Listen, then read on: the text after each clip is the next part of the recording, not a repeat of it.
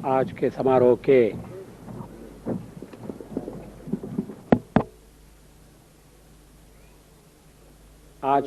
के अध्यक्ष श्री देशपांडे जी, जनरल बेबूर, श्री सुधीर फड़के, श्री दाते, श्री दामले जी, पुरंदरे जी, श्री जोशी, देवी और सज्जनों,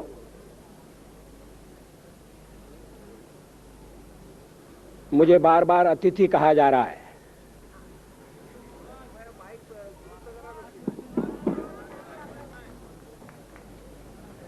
मुझे बार बार अतिथि कहा जा रहा है। मुझे इस शब्द प्रयोग पर आपत्ति है। अतिथि वो होता है जिसके आने की तिथि तय नहीं होती।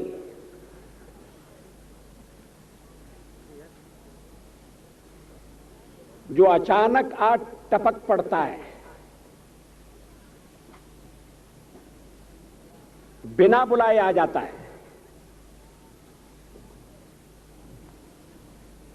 उसको भी हमने देवता मानकर स्वागत करने की परंपरा डाली है। लेकिन मुझे अतिथि कहा जाए, इसे मैं पसंद नहीं करता।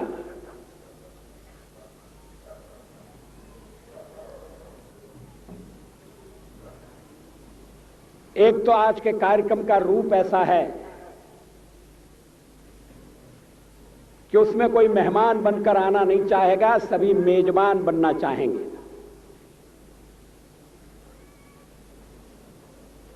दूसरी बात यह कि सावरकर जी की स्मृति में आयोजित समारोह किसी अतिथि का मोहताज नहीं है। जो भी आएगा सावरकर जी की स्मृति में अपनी श्रद्धांजलि अर्पित करने के लिए आएगा।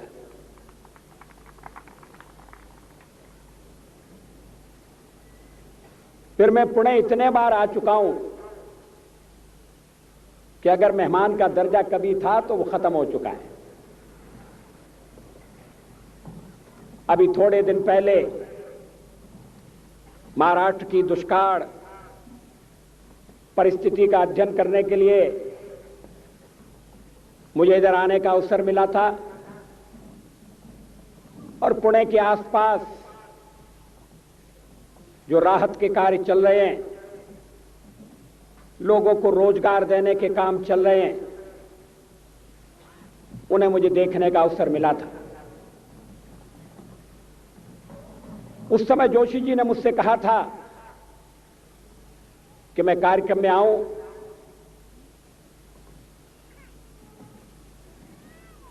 लेकिन मैं तैयार नहीं हुआ था।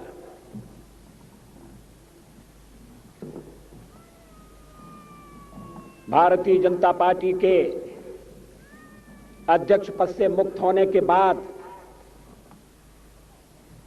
मैं किसी कार्यक्रम में बंधना नहीं चाहता था।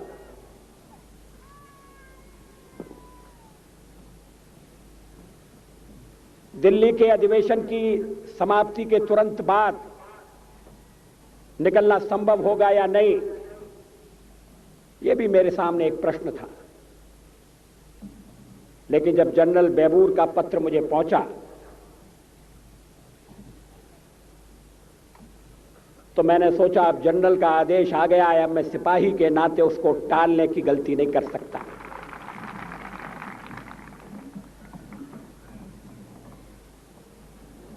मुझे बड़ी प्रसन्नता है, मैं अपने को सौभाग्यशाली समझता हूं मैं आज इस कार्यक्रम में उपस्थित हो सका हूं।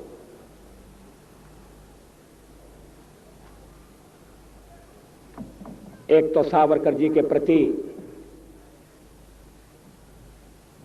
मैं अपनी श्रद्धा निवेदन करने के लिए आया हूं। दूसरे, श्री पुल देशपांडे का भाषण सुनने का भी मुझे थोड़ा सा लोभ था। दिल्ली में उनके दर्शन हुआ करते थे, लेकिन उन्होंने दिल्ली छोड़ दी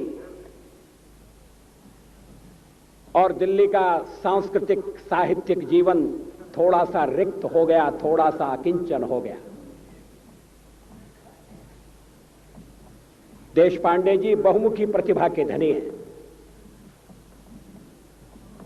मराठी भाषा को, मराठी साहित्य को श्री पुल देशपांडे जैसे कलम के धनी पाकर सचमुच में अभिमान होना चाहिए।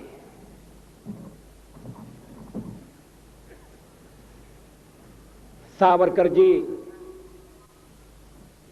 एक व्यक्ति नहीं है, एक विचार है,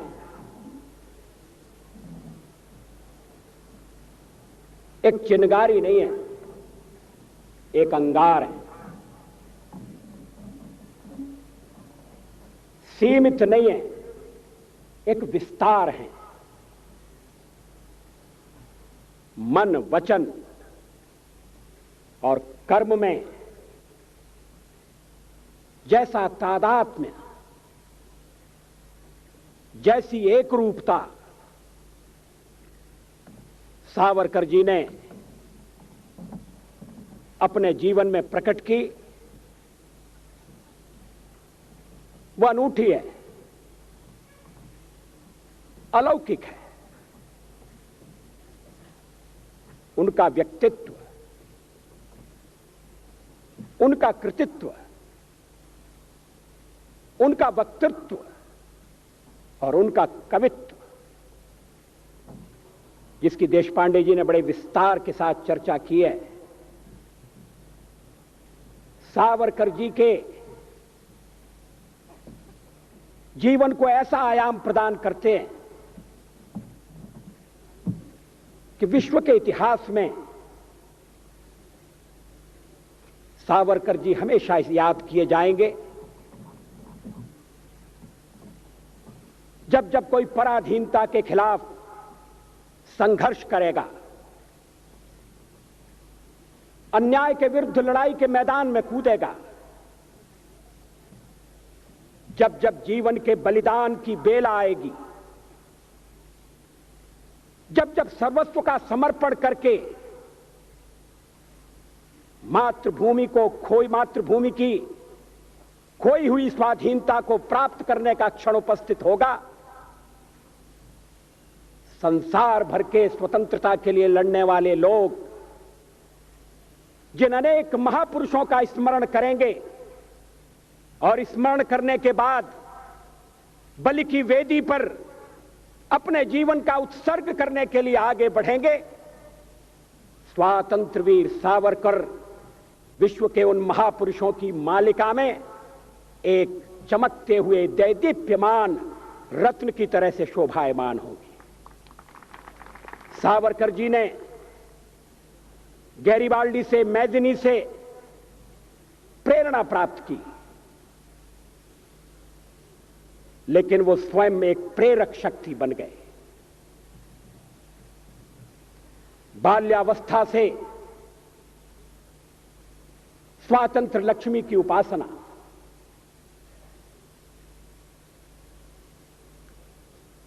ग्यारह वर्ष की उम्र में सवाई माधो सिंह के बारे में फाटका लिखना, फिर चाफेकर राणने के संबंध में फाटका लिखना और उसी समय संकल्प करना,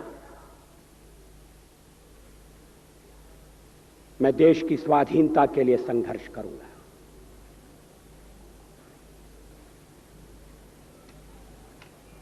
सावरकर जी पूर्व जन्म को नहीं मानते थे, देशपांडे जी भी नहीं मानते, मगर 11 वर्ष की उम्र में स्वतंत्रता का संकल्प पैदा होना, अगर इसमें कोई पूर्व जन्म का संस्कार हो तो मुझे आश्चर्य नहीं होगा, मुझे कोई चमत्कार नहीं होगा। आप कह सकते हैं कि मैं बुद्धिवादी नहीं हूं, लेकिन जब अलौकिक प्रतिभा के दर्शन होते हैं,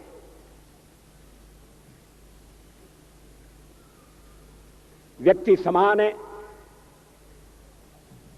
लेकिन व्यक्ति की क्षमताएं अलग हैं। हमारे देश में स्वतंत्रता के लिए बलिदान देने वालों की एक लंबी परंपरा उत्पन्न हुई। क्रांतिकारियों से भरा हुआ इस देश का इतिहास है।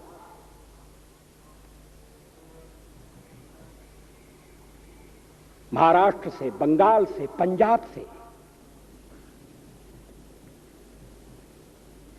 ब्रिटिश साम्राज्यवाद की समाप्ति के लिए सशस्त्र संघर्ष करना होगा। बिना हथियार उठाए आजादी नहीं मिलेगी।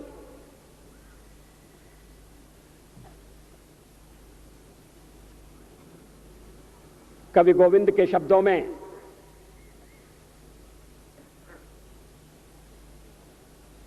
बिना युद्ध के स्वतंत्रता किसको मिली है? इस पर जिनका विश्वास था उन्होंने बलिदान की पराकाष्ठा कर दी।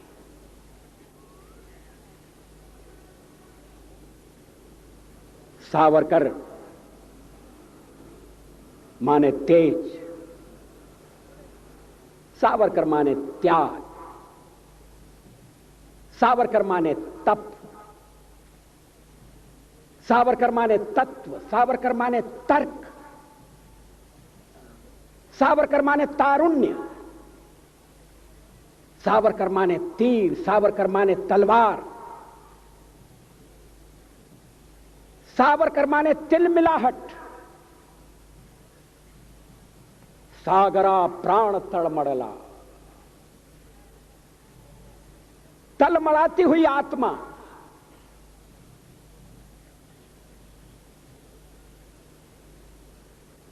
सावरकर माने तितीक्षा, सावरकर माने तीखापन, सावरकर म्हणजे तिखट।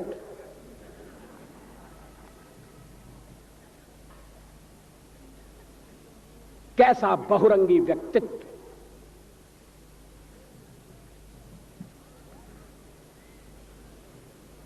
कविता और क्रांति। देशपांडे जी मुझे क्षमा करें, मेरा भी परिचय कराया गया है शाहिर के रूप में।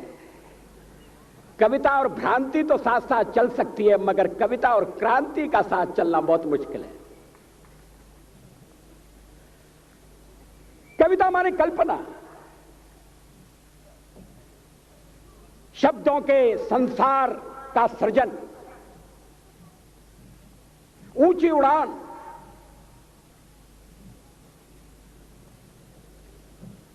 और कभी कभी ऊंची उड़ान में अगर धरातल से पांव उठ जाए, वास्तविकता से नाता टूट जाए,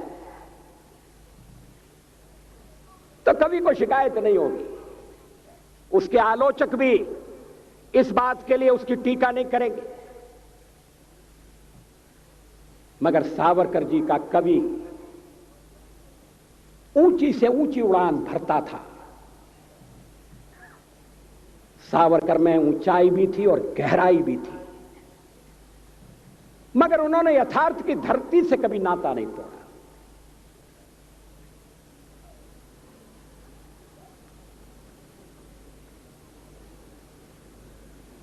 मैंने सेल्युलर जेल में, अंडमान द्वीप में वो कोठरी देखी है जिसमें सावरकर जी को अपने जीवन का बहुत महत्वपूर्ण अंश तिल तिल जलकर मिटाना पड़ा था। सावरकर जी की अतिरिक्त सुरक्षा का प्रबंध था। कमरे के बाहर कोठरी, काल कोठरी के बाहर एक कोठरी, और कैदियों से तो दालान में जाकर मिला जा सकता था। सावरकर जी की कोठरी के आगे भी एक कोठरी बनाकर सींचे खड़े कर दिए गए। सागर का किनारा, पता नहीं सागर और सावरकर का क्या संबंध था। गोदावरी ने भी सावरकर जी को प्रभावित किया था। वो जिस तरह से जहाज से सागर में कूद पड़े, स्वतंत्रता के लिए छलांग लगा दी, उत्ताल सागर की तरंगें, अनंत सागर, अपार जलराशि, कहां किनारा है, कौन सा ठिकाना मिलेगा, इसका भरोसा नहीं। मगर अंतःकरण में एक संकल्प, मैं पराधीनता स्वीकार नहीं करूंगा। ऐसा संकल्प, ऐसा पराक्रम, ऐसा पौरुष,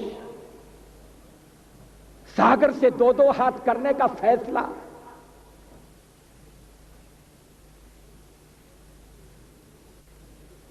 और फिर उन्हें सागर के किनारे काले पानी की सजा। मैंने वो कोलू भी देखा है जिसमें कैदियों को जोत कर तेल निकालना पड़ता था। सावरकर जी ने अपनी जीवनी में इन सारे प्रसंगों का उल्लेख किया है। मगर उस सागर के किनारे जेल में बंद सावरकर चांद से बातें करते थे, चांद को लहना देते थे,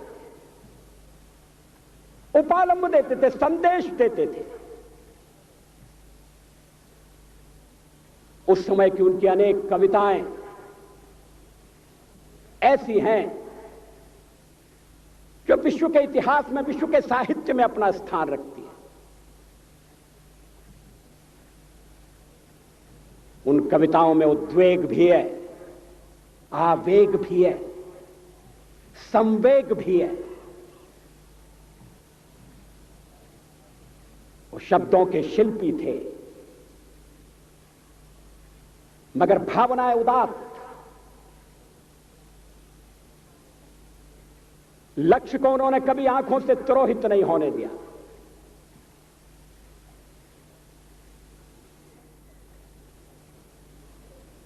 सावरकर जी से मेरा परिचय एक पहले कवि के नाते होगा। उनके क्रांतिकारी स्वरूप से तो सभी लोग अवगत थे। मुझे कविता में थोड़ी सी रुचि, संघ के साथ मेरा संपर्क, सावरकर जी की कविताओं का गायन, मेरे लिए मराठी समझना मुश्किल था, लेकिन मैंने थोड़ा थोड़ा सीखने का प्रयत्न किया। मैं ग्वालियर का हूं और ग्वालियर की अपनी मराठी है। वरचा मजला खाली आहे, ये पुणे वालों की समझ में नहीं आएगा। जो मजला नीचे कैसे हो सकता है, मगर ये ग्वालियर ने मराठी में जो योगदान दिया है, यह उसका सबूत है। मैंने सावरकर जी की कुछ कविताओं का हिंदी में अनुवाद करने का प्रयत्न किया। मैं चमत्कृत रह गया। कोई क्रांतिकारी होते हुए इतना अच्छा कवि कैसे हो सकता है?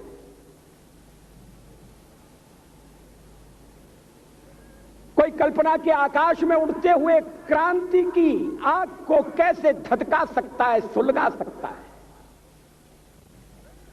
मगर कल्पना की सृष्टि और यथार्थ की सृष्टि, दोनों का सावरकर ने समन्वय कर दिया। यह समन्वय बहुत कठिन है। मगर जैसा मैंने प्रारंभ में उल्लेख किया,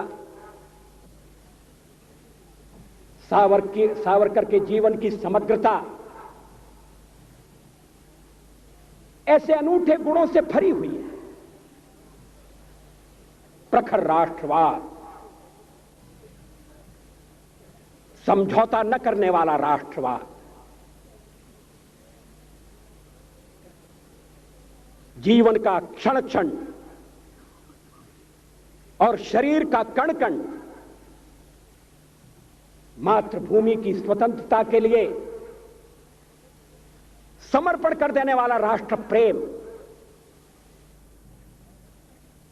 मगर उसके साथ मूलगामी समाज सुधारक की भूमिका बैठक। कवि के बाद अगर सावरकर का कोई स्वरूप मुझे सबसे ज्यादा आकृष्ट करता है तो वो समाज सुधारक का रूप है। रत्नागिरी की नजरबंदी में उस समय लिखी गई कविताएं देखिए। बाल विधवा की पीड़ा, एक तो विधवा और उस पर बाल विधवा, पुनर्विवाह पर प्रतिबंध, ऐसी अभागी नारी कहां जाए। सावरकर बड़े बड़े प्रश्नों में उलझे थे। उस समय स्वतंत्रता से बढ़कर और कौन सा प्रश्न हो सकता था। मगर सावरकर दृष्टा भी थे, समाज के शिल्पकार भी थे, विकृतियों से लड़ने वाले योद्धा भी थे, कुरीतियों का निर्मूलन करने के लिए कटिबद्ध समाज सुधारक भी थे। आज अगर सावरकर जीवित होते तो सावरकर की धीर गंभीर वाणी में शाहबानों की व्यथा प्रकट होती, मुखरित होती। 70 साल की नारी, पति द्वारा परित्यक्ता, बच्चों की मां, कहां जाए, किसका दरवाजा खटखटाए।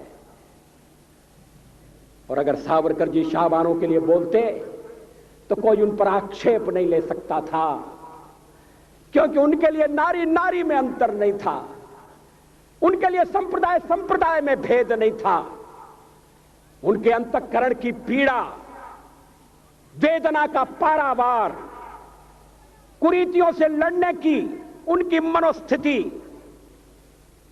ये किसी एक वर्ग या एक संप्रदाय तक सीमित नहीं थी। इस अभागे देश में आज भी अस्पृश्यों के लिए मंदिरों के दरवाजे बंद हैं, कुछ मंदिरों के दरवाजे बंद हैं। गांधी जी ने तो हरिजनोद्धार की बात बाद में कही, सावरकर जी ने पहले कही। मेरे लिए दरवाजे खोल दो, एक उनकी प्रसिद्ध कविता है मराठी की।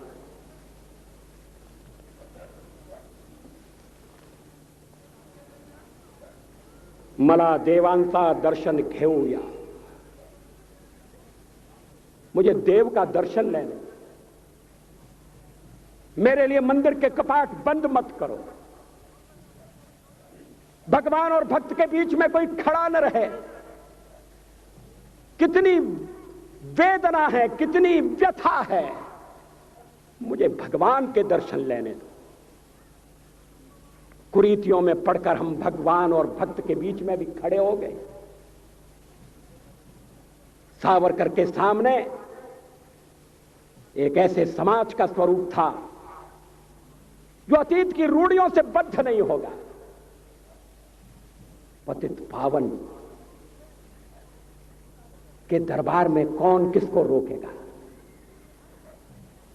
उस समय भी लोग रोके जाते थे, आज भी रोके जा रहे हैं, कहीं कहीं रोके जा रहे हैं। अभी राष्ट्रपति एक मंदिर में जाना चाहते थे,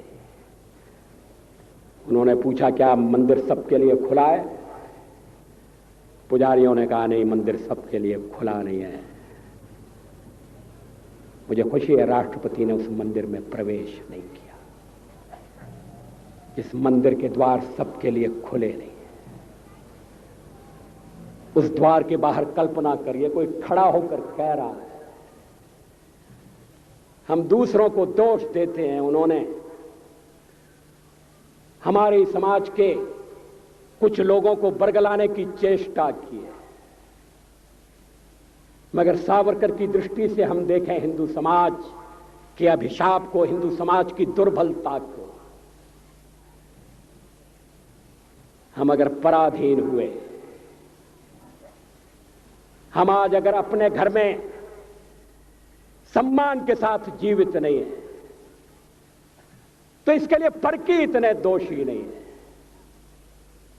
दोष हमारा अपना है, हमने समाज को बांट दिया। कभी वर्ण व्यवस्था का उपयोग रहा होगा तो रहा होगा, लेकिन उसके कारण जब दीवारें खड़ी होने लगी, व्यक्ति व्यक्ति को छोटा समझा जाने लगा, कोई बड़ा बन गया, कोई छोटा बन गया, समाज की एकता खंडित हो गई। विदेशियों ने उसका लाभ उठाया। हम कभी विदेशियों से नहीं हारे, हमने तो अपनी तलवार से अपने देश को जीतकर दूसरों के सुपुर्द कर दिया। इतिहास साक्षी है, प्लासी की लड़ाई में जितने लोग मैदान में लड़ रहे थे, उससे ज्यादा लोग मैदान के बाहर खड़े होकर तमाशा देख रहे थे, लड़ाई का परिणाम सुनने की प्रतीक्षा कर रहे थे। देश के भाग्य का निर्णय होने जा रहा था, मगर उस निर्णय में सारा देश शामिल नहीं था। विदेश मंत्री के नाते मैं अफगानिस्तान गया था। आपको सुनकर ताज्जुब होगा, अफगानिस्तान के अपने मेजबानों से मैंने कहा मैं गजनी जाना चाहता हूं, गजनी। पहले वो मेरी बात उनकी समझ में नहीं आई, कहने लगे गजनी तो कोई टूरिस्ट स्पॉट नहीं है, गजनी में कोई 5 स्टार होटल नहीं है, गजनी में आप जाकर क्या करेंगे, गजनी में आप जाकर क्या देखेंगे। मैं उन्हें पूरी बात नहीं बता सकता था। मेरे हृदय में कहीं गजनी कांटे की तरह से चुभ रहा है। जब से मैंने गजनी से आए एक लुटेरे की कथा पढ़ी है और किशोरावस्था में पढ़ी है, मैं देखना चाहता था वो गजनी कैसा है। आपको सुनकर ताज्जुब होगा, महमूद गजनी का अफगानिस्तान के इतिहास में कोई स्थान नहीं है।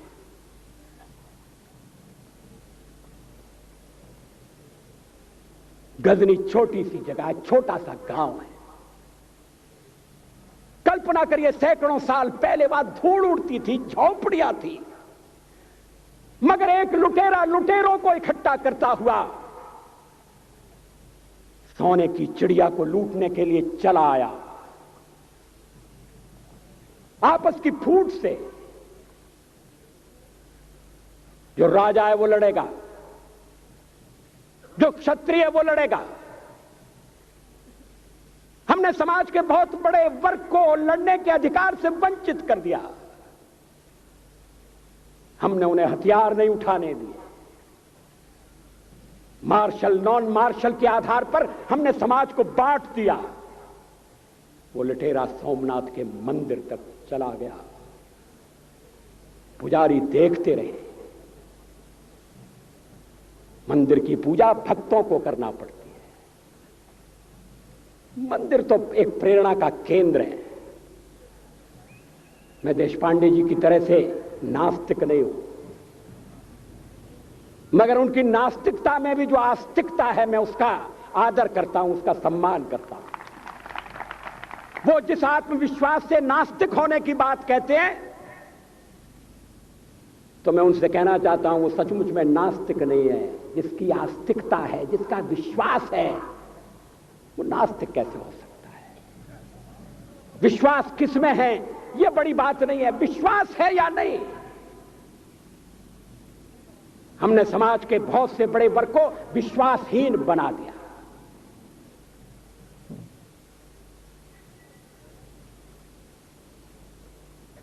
लोगों ने हथियार नहीं उठाए,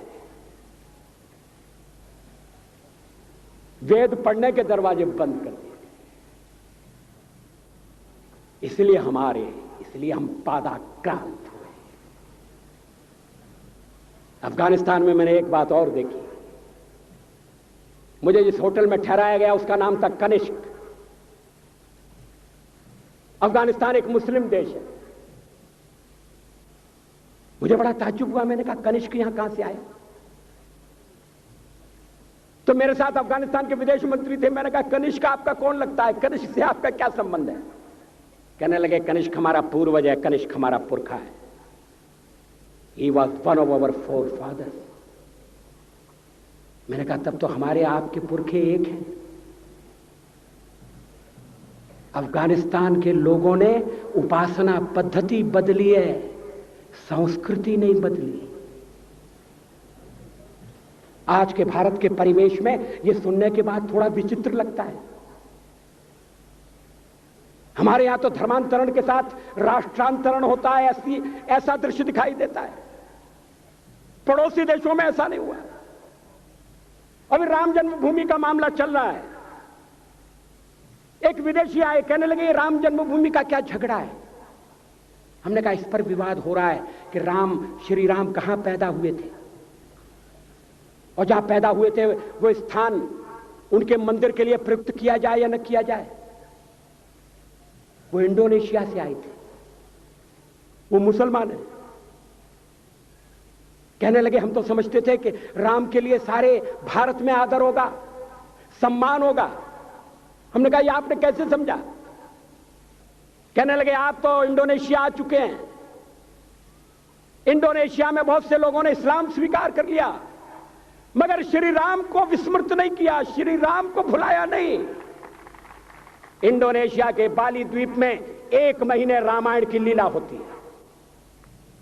मैं उस समारोह में जा चुका हूं। उस समय भी विदेश मंत्री मेरे पास बैठे थे। मैंने कहा ये रामायण ये क्या हो रहा है? मैंने कहा एक्सीलेंसी ये मंच पर क्या हो रहा है? कहने लगे एक्सीलेंसी आपको पता होना चाहिए। हमने कहा मुझे तो पता है मगर मैं जानना चाहता हूं। कहने लगे ये रामायण है, ये राम है, ये लक्ष्मण है, ये सीता है। हमने कहा इनसे आपका क्या संबंध है? आप तो मुसलमान हैं। कहने लगे हमारा संबंध बहुत पुराना है, हमारा तब का संबंध है जब हम मुसलमान नहीं हुए थे। थाईलैंड की राजधानी अयोध्या कही जाती है। थाईलैंड के राजा को आज भी राम कहा जाता है। सावरकर जी ने हिंदू राष्ट्र की बात की, हिम्मत के साथ। बुनियादी तौर पर भारत हिंदू राष्ट्र है, इससे कोई इनकार नहीं कर सकता, इसे कोई अस्वीकार नहीं कर सकता। मेरे लिए हिंदू राष्ट्र और भारतीय राष्ट्र पर्यायवाची शब्द। लेकिन सावरकर जी ने हिंदू राष्ट्र की बात कही तो हिंदी राज्य की बात भी कही। उन्होंने कहा राष्ट्र हिंदू है, मगर भारत में हिंदी राज्य होगा, ऐसा राज्य होगा जो मजहब के आधार पर, उपासना पद्धति के आधार पर भेदभाव नहीं करेगा। समय की कमी से मैं सावरकर जी का वो उद्धरण पढ़कर सुनाना नहीं चाहता। सावरकर जी ने कहा कि स्वतंत्र भारत में न हिंदू राज्य होगा, न हिंदू राज्य होगा। ऐसा राज्य होगा जो सबकी चिंता करेगा, सबके साथ न्याय करेगा। मगर उन्होंने कहा राष्ट्र हिंदू राष्ट्र होगा। राष्ट्र और राज्य में अंतर है, यह अंतर हमें स्पष्ट करना चाहिए। सावरकर जी के विचारों को लेकर बहुत भ्रम पैदा करने की कोशिश की गई है। मुझे खुशी है इस समारोह का उद्घाटन करने के लिए सूचना मंत्री श्री गाडगिल आए थे। मुझे वो दिन भी याद है जब रेडियो से सावरकर की कविता नहीं सुनाई जा सकती थी।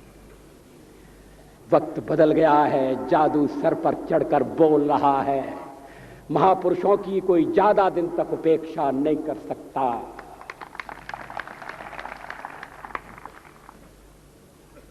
राजकारण की वजह से सावरकर की उपेक्षा हुई। सावरकर का हमने सही मूल्यांकन नहीं किया। मैंने तो बहुत कम उम्र में सावरकर जी को देखा था, सुना था। बिंदु माधव जोशी ने मेरी कविता का उल्लेख किया, हिंदू तन मन हिंदू जीवन रग रग हिंदू मेरा परिचय। ये मैं 10वें दर्जे में पढ़ता था, उस समय की लिखी हुई कविता है। लोग कहते हैं वो कविता लिखने वाला वाजपेयी अलग था, जो राजकारण करने वाला वाजपेयी वो अलग है। इसमें कोई सच्चाई नहीं है। मैं हिंदू हूं ये मैं कैसे भूल सकता हूं, किसी को भूलना भी नहीं चाहिए। मगर मेरा हिंदुत्व सीमित नहीं है, संकुचित नहीं है। मेरा हिंदुत्व हरिजन के लिए मंदिर के दरवाजे बंद नहीं कर सकता। मेरा हिंदुत्व अंतर प्रांतीय, अंतर जाति, अंतरराष्ट्रीय विवाहों का विरोध नहीं करता। हिंदुत्व सचमुच में विशाल है। मेरा हिंदुत्व क्या, हम तो एक कण की तरह से हैं, सावरकर जी एक पर्वत की तरह से। हम लोग तो एक बिंदु हैं, सावरकर सिंधु की तरह से। मगर कण में भी, बिंदु में भी वही गुण है, वही क्षमता है।